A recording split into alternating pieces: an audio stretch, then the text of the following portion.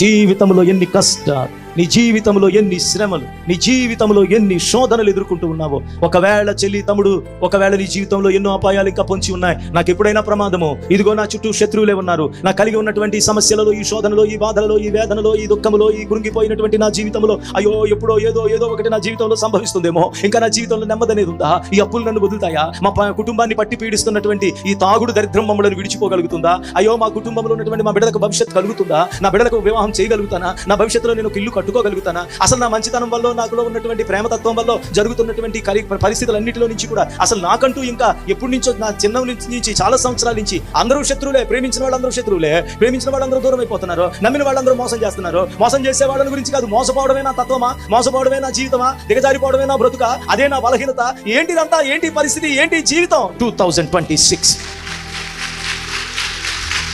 నీ విడుదల దినంగా రాసుకోవచ్చు. మాది హైదరాబాద్. వచ్చిన వారం నాడు ఫస్ట్ వారం ఎవరైతే ఈ రోజు వచ్చారో లేచండి అన్నారు అన్నయ్య గారు. లంగ్స్ ఒకటి ఓపెన్ అయ్యి ఒకటి ఓపెన్ అవ్వలేదు. నేను వేల్పూర్ నుంచి వస్తున్నాను. మా పాపకు మంచి సంబంధం వచ్చారు, అలాగే వచ్చింది.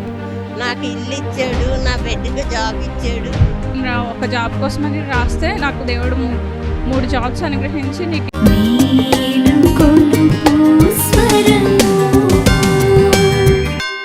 ప్రైజ్ లార్డ్ అండి. నా పేరు స్వాతి. నేను కొంచెంపల్లి మందిరానికి ఒక 15 సంవత్సరాల పైనుంచి వస్తున్నాను. దేవుడు నా జీవితంలో ఇప్పటివరకు ఎన్నో మహా అద్భుత కార్యాలన్నీ చేశారండి. నా వివాహ సమయంలో కానీ, నా బిడ్డ పుట్టినప్పుడు కానీ, అలాగే నా జీవితంలో చాలా దేవుడు మహోపకారాలు ఎన్నో చేశారు. చనిపోవాల్సిన నన్ను బ్రతికించి దేవుడు ఈరోజు దేవుడిని గొప్ప సాక్షిగా నిలబెట్టుకున్నారండి. అంతేకాకుండా నాకు మొన్న జాబ్ విషయంలో కూడా దేవుడు ఎంతో గొప్ప కార్యం చేశారు. నేను ఈ మందిరానికి రావడం వల్ల దేవుడిలో బాగా బలపడ్డానండి. అన్న వదినమ్మల వాక్యాన్ని బట్టి దేవుడిలో బాగా బలపడ్డాను. అంతేకాకుండా దేవుడు మహాకృప నా పట్ల ఏ విధంగా ఉందంటే, నేను ఒక జాబ్ కోసమని రాస్తే నాకు దేవుడు 3 జాబ్స్ అనుగ్రహించి నీకు ఏది కావాలితే దాది అన్నట్టుగా దేవుడు ఇచ్చారండి. దాన్ని బట్టి దేవునికి మహాకృప, ఈ చిన్న సాక్ష్యాన్ని దేవుడు దీవించును గాక. నా పేరు దేవి దుర్గ అండి. నేను వేల్పూర్ నుంచి వస్తున్నాను. నాకు ఇక్కడ గత ఎప్పటి నుంచో నాకు తెలుసు. నేను ఇక్కడికి వచ్చిన తర్వాత చాలా అద్భుత కార్యాలు చూశానండి. నా విషయంలో, నా కుటుంబ విషయంలో చాలా అద్భుతం చేశాడు దేవుడు. నేను అలాగే దేవుళ్ళలోకి వచ్చాక ఎన్నో అద్భుత కార్యాలు చేశారు. అలాగే ఈ కుంజనపల్లి చర్చికి వచ్చాక ఇంకా బహుకరంగా జరిగినాయి. నిజంగా నాకు జీవితంలో జరిగిన తర్వాత మళ్ళీ రావాలని 7 వారాలు నేను ప్రేయర్కి వస్తానని మొక్కుకున్నానండి.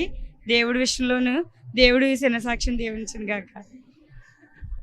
అనంతపల్లి నుంచి వస్తున్నాను. ఫస్ట్ మా చెల్లి వచ్చేది, ఆవిడని బట్టి నేను వచ్చాను. ఎంతో హెల్త్ పరంగా ఉండేది, బ్రెస్ట్లో చాలా పెయిన్ ఉండేది.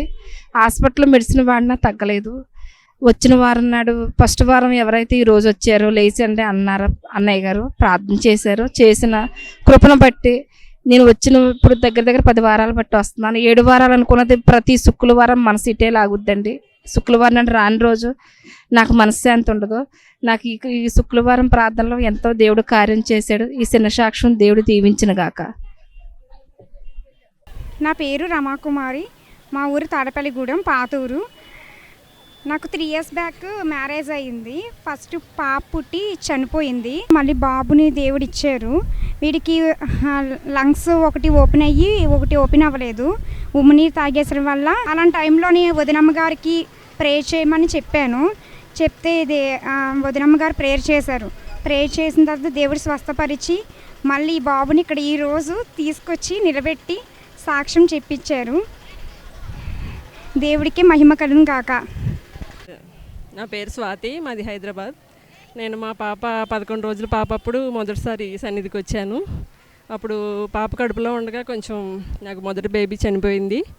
ఈ పాపకు కూడా కొంచెం ఆ ప్రాబ్లము ఉన్నదేమో అని డాక్టర్స్ డౌట్ చెప్పినప్పుడు 11 రోజుల పాపను తీసుకుని ఈ మందిరానికి వచ్చాను. అన్నయ్య గారు ప్రార్థన చేసి 7 వారాలు రమ్మన్నారు. ఆ 7 వారాలు వచ్చాక మళ్ళీ టెస్ట్ చేపిస్తే పాపకంతా నార్మల్గా ఉంది అని డాక్టర్స్ చెప్పారు. అప్పటి నుంచి నేను మొక్కుబడి చేసుకున్నాను. ప్రతి సంవత్సరం ఎప్పటికీ బిడ్డలిద్దరూ ఆరోగ్యంగా ఉంటే ప్రతి సంవత్సరం టీవీ ప్రోగ్రామ్ స్పాన్సర్ చేస్తానని మొక్కుకున్నాను. బిడ్డలు ఇప్పటి వరకు దేవుడు ఎంతో గొప్పగా అన్నవదినమ్మల ప్రార్థన కాపాడి ఇప్పటి వరకు చాలా మేలు మా కుటుంబంలో జరిగించినందుకు నేను సాక్ష్యం చెప్తున్నాను. నాగిరెడ్డి సరోజనండి. మాది ఆగదీకి పడండి. నేను చాలా సంవత్సరాల నుంచి వస్తున్నాను. ఇక్కడికి వచ్చాక నాకు అన్నీ కూడా మేలే కానీ ఏమీ ఇది లేదండి.